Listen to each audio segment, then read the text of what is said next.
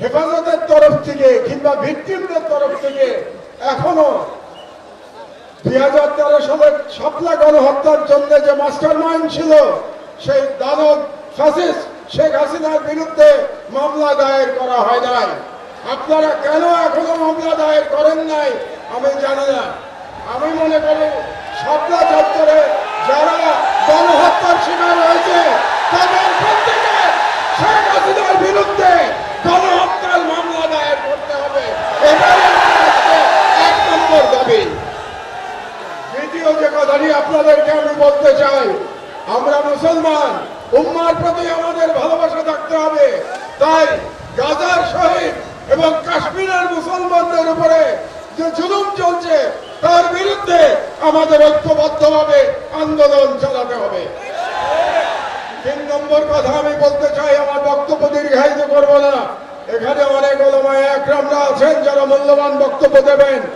আপনারা নারী নীতি নিয়ে প্রশ্ন তুলেছেন।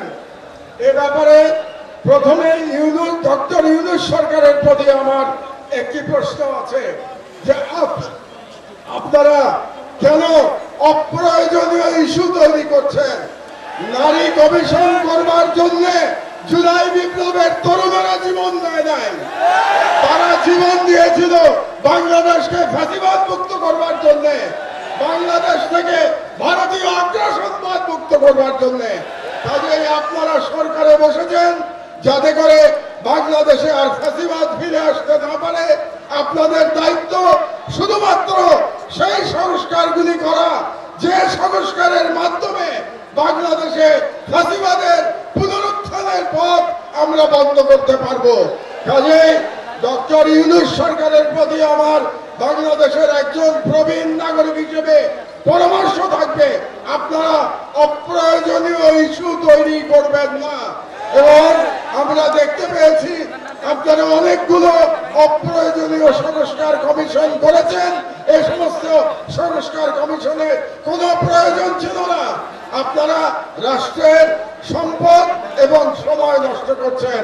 আমার অনুরোধ, এই সমস্ত কমিশন আপনারা বাতিল করে দেন। এই সমস্ত কমিশনের কোনো প্রয়োজন নাই।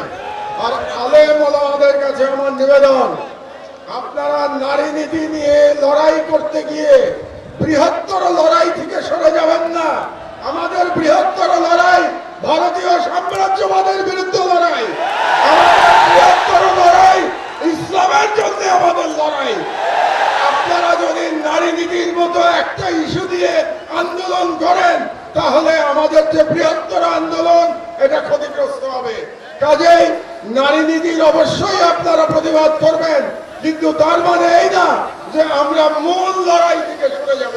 মূল লড়াই থেকে আমাদের সরে যাওয়া যাবে না। এই জন্য আপনাদের কাছে আমার আহ্বান, আপনারা ঐক্যবদ্ধ থাকবেন। আমি বিশ্বাস করি বাংলাদেশের আলেম সমাজ যদি ঐক্যবদ্ধ থাকে তাহলে বাংলাদেশের স্বাধীনতা কেউ ছিনিয়ে দিতে পারবে না।